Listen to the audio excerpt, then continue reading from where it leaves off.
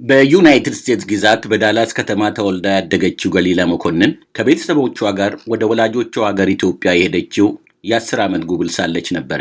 ኢትዮጵያ በነበረችበት ወቅት አንድ በህይወቷ ውስጥ ትልቅ ጥያቄ ያኖረ ነገር ተመለከተች። አባቷ አቶ መኮንን ኃይለ መስቀል ገሊላ በኢትዮጵያ ጉዞዋ ስለገጠማት ነገር እንዲህ ይላሉ። ከእናቷ ጋርና ከቤተሰብ ጋር ወደ ጻድቃኔ ማርያምና አርሴማ የሚባሉ ቤተክርስቲያኖች ለጸበል ሄዱ። ከመንገድ ከእንትን ወርዶ በግሪክ የሚኬድበት መንገድ አለ። ያንን ሲሄዱ ነው ገሊላ ልጆች ወደ ትምህርት ቤት በባዶ እግራቸው የተቀዳደደ ጫማ ልብስ ለብሰው የደፍተር መያዣ ወይም ደግሞ ቦርሳ የሌላቸው እና መሆኑን ያየችው በዛ እግረ መንገዷን ስትሄድ ትምህርት ቤት የተባለውንም ትምህርት ቤት አይታ ና ያንን ካየች በኋላ ልትቀበል አልቻለች። ከዛ ከተመለሰች በኋላ ብዙ ጊዜ ስለነሱ ነው የምታወራው። እነሱን ለመርዳት ነበር ሐሳቧ። ሁሉ ጊዜ ስትናገር የነበረው አድጌ ኮሌጅ ከጨረስኩ በኋላ የመጀመሪያ ስራ የሚሆነው ይሄንን ነው ማድረገው ትል ነበር። ገሊላ ሁኔታውን ከተመለከተች በኋላ ጥያቄና ህልም ይዛ ወደ አሜሪካ ተመለሰች። ራሷን የጠየቀችው ልጆችን መርዳት ይችላሉ ብላ ነበረ። ያገኘችው ምላሽ አዎ ይችላሉ የሚል ነው። ከዚያም ልጆችን መርዳት ይችላሉ ወይም kids can help too የሚል ራዕይ ይዛ እህቷንና 2 ጓደኞቿን አሳመነች። ለልደታቸውና ለገና በዓል የሚሰጣቸውን ስጦታ ለዚሁ በጎ ተግባር ለማዋል ተስማምተው በ2018 የገና በዓል ባገኙት የ$300 ስጦታ መነሻነት የገሊላ ህልም እውን ሊሆን ጀመረ። ገሊላ በእህቷና በ2 ጓደኞቿ ብቻ ሳትወሰን ህልሟን ወደ ትምህርት ቤት ጓደኞቿም አደረሰች። በምናቧ የመሰረተችውን ድርጅት kids can help too ለማስተዋወቅና በእግሩ ለማቆም እየተጋጭ ሳለ ያልተጠበቀ ነገር ተፈጠረ። ገሊላ ድንገት ታመመች። ካንሰር መሆኑ ታወቀ። ከዛ በኋላ ሆስፒታል ያለች በአጋጣሚ የሜክ አ ዊሽ የሚባል ኦርጋናይዜሽን መተው አሸንፈሻል ዊን አርገሻልና የምትፈልጊው ቦታ መሄድ ትችያለሽ። ዓለምን የትኛውም ቦታ ሄደሽ መጎብኘት ከነቤተሰቦችሽ ትችያለሽ። እዚህም ታዋቂውን ፕሬዝዳንቱንም ጭምር ታዋቂ ሰዎችን ማግኘት ብትፈልጊ ማንኛውንም ነገር ዊሽሽን ማድረግ ትችያለሽና ንገሪን ብለዋት ጠየቋት። ሜክ አ ዊሽ ወይም ቸርተመኝ የተሰኘው በጎ አድራጊ ድርጅት ልክ እንደ ገሊላ በጠና ታመው የመዳን ተስፋ የሌላቸው ልጆች ህይወታቸው ከማለፉ በፊት ወደ ፈለጉበት ቦታ ሄደው እንዲደሰቱ የገንዘብ ሽልማት ይሰጣቸዋል። ገሊላም ከነዚህ ልጆች አንዷ ሆና ተመረጠች። ገንዘቡን ግን ልትዝናናበት አልፈለገችም። እኔ አሁን አንደኛ ታምም ያለው አልጋ ላይ ነው ያለሁት። በሄድም ብዙ ማስቸገር ነው የሚሆነው። ነገር ግን እኔ በአእምሮ ያሉ ልጆች አሉ። ከጓደኞች ጋር የጀመርኩት ኦርጋናይዜሽን አለ። ገና ህጋዊም አላደረግነው ገና እንደጀመርነው ነው ያለውና እሱን ህጋዊ አድርጉልኝ፣ ይሄንን ፈንድ ወደዛ አዙሩልኝ የሚል ጥያቄ ጠየቀቻቸው። ገሊላ የታመመችው በጥቂት ሰዎች ላይ ብቻ የሚከሰትና ክሊር ሴል ሳርኮማ በመባል የሚታወቅ በእጅና በእግር አልፎም በሆድና በጭንቅላት ውስጥ ያሉ ለስላሳ የሰውነት ክፍሎችን የሚያጠቃ ለመርዛማ ኬሚካሎች ከመጋለጥ የሚመጣ የካንሰር አይነት ነበረ። ለወራት በህክምና ስትታገዝ የቆየችው ገሊላ እንደ አውሮፓ አቆጣጠር ልክ በዛሬው ቀን ማርች ወይም መጋቢት 6 2020 የህልሟን እውንነት አደራ ሰጥታ በተወለደች በ15 ዓመቷ አረፈች። ከልፈቷ በኋላ አደራዋን እውን ለማድረግ ወላጆቿና ወዳጅ ዘመዶቿ ገሊላ በፈጠረችው kids can help too ልጆችም መርዳት ይችላሉ በሚለው ሐሳብ ስር ተሰባስበው ቦርድ መስርተው እርዳታ ማሰባሰብና ስልት መንደፍ ጀመሩ። ለመጀመሪያ ጊዜም ለ20 ልጆች የሚዳረስ ድጋፍ ወደ ኢትዮጵያ ገሊላ በቁጭት በተነሳችበት ቦታ ለሚገኙት ልጆች ተወሰደ። እንግዲህ ስሜ እመቤት ጌታቸው እባላለሁ። በዋይሊ ሲቲ በምትባል ከተማ ውስጥ ነው የምኖረው እና በገሊላ kids can help too ቦርድ ሜምበር ነኝ።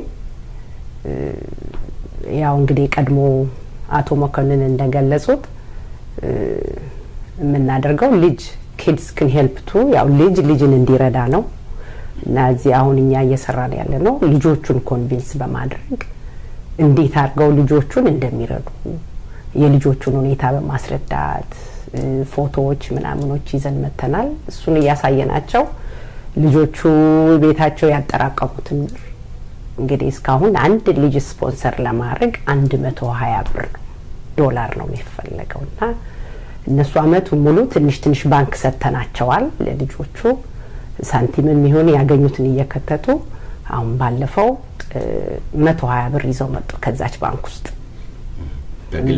በግላቸው እና ልጆቹ እንትኑ ልባቸው ገብቷል በቃ ሊረዱ ፈልገዋል ነኝ የነገርናቸው ልጆች ስለ ልጆቹ ያለው ሁኔታ ሲያዩ እሱን ለማድረግ በቃ ተነሳስተዋል ማለት ነው አንድ ምን ላሰባስብበት ዘዴ እሱ ሲሆን ያው እንዳለው እሱ መጀመሪያ እሷ ካገኘችውም ገንዘብ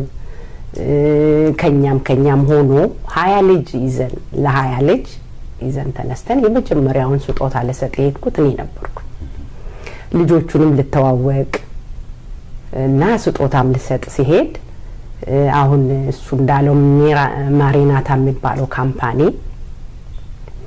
ሴትዮዋ በጎ ወዳጃችንና ጥሩ ሰው ናትና በቃ ልትሄጂ ነው ብላ አብሬሽ ሄዳለች አቹ ነው ስሟ እና ልሂድ አለችኝ የዛን ጊዜ ማለት ነው ወደ ደብረ ብርሃን መጣች ከኔ ጋርና በቃ ከሄድኩ አይቀር ለ100 ልጅ ለአንድ ጊዜ ብቻ ነው እኔ የምሰጠው ግን 100 ልጅ አዘጋጁልኝ እናንተ የምትሰጡትን ነገር ለ100 ልጅ እኔ ደግሞ ሰጣለሁ ዋን ታይም አለችና እሷ ለ100 ልጅ ይዛ ስትሄድ እኔ ለ20 ልጅ ይዤ የዛለት ለ120 ልጅ ሰጠን ማለት ነው እና በቃ በጣም ነው እሷ ስሰጣቸው ወይም ስንሰጣቸው እኔ ውስጥ የነበረው እንዴት ነው የሚቀጥለው አመት እነኚህ ልጆች እንግዲህ እስካሁን አቅማችን 20 ነው ሌላ 100 መጨመር ባንዴ ከባድ አይደል ከዛ በቃ እንዴት ነው ያልኩኝ ማስበው እንዴት እንደምናረግ ነበርና በቃ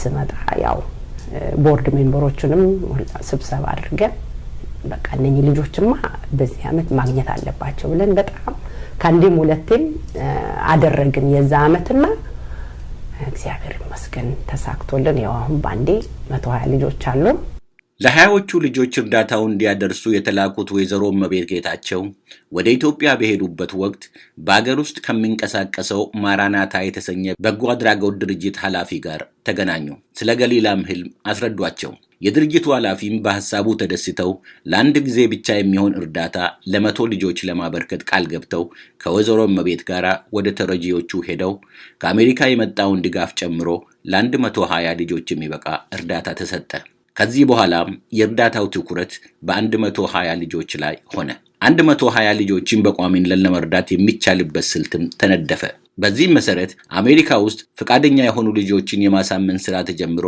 ጥረቱ ስኬታማ ሆነ እናም ዛሬ በአሜሪካ ነዋሪ የሆኑ ልጆች በኢትዮጵያ ለሚገኙ 120 ልጆች በየአመቱ የትምህርትና የቁሳቁስ ድጋፍ ያደርጋሉ የዚህ እርዳታ ተጠቃሚ የሆኑ ልጆችን ወላጆችም አነጋግረናል ያስፈልጋል ይባላል ልጆቻችንን በአግባቡ ያስተማሩልን ነው በአግባቡ የሚገባቸውን ድጋፍ ያደረጉልን ነው በትምህርት ቤትም ጥሩ ደረጃ ያላቸውን ተማሪዎች ማበረታቻ ድጋፍ በጣም ያደረጉልን ነው እኔ መንግስቱ ባለሆነ በምክር ድጋፍ ተደርሰናል ሲቀጥልም ለያመቱ ደብተርም ሲስተም ኢንፎርሜሽን ሁሉም ነገር አለ እዛ የተንሰገነ ይሁን እስካሁን ድረስ እኔ በልጆቼ በኩል ሁሉም ነገር ደስተኛ ስለሆንኩ እኔ በእኔ በኩል ችግር የለም ልጆቼ ስለተጠቀሙልኝ ልጆቼ ገና ደረጃ ስለደረሱልኝ እኔ በጣም በእነሱ ደስተኛ ነኝ ባሁን አቶ ዘሩባቤል ይመኑ የገሊላ ድርጅት የኪድስ ካን ሄልፕ ቱ የሀገር ውስጥ በጎ ፈቃደኛ አስተባባሪ ናቸው ድርጅቱ ለወደፊት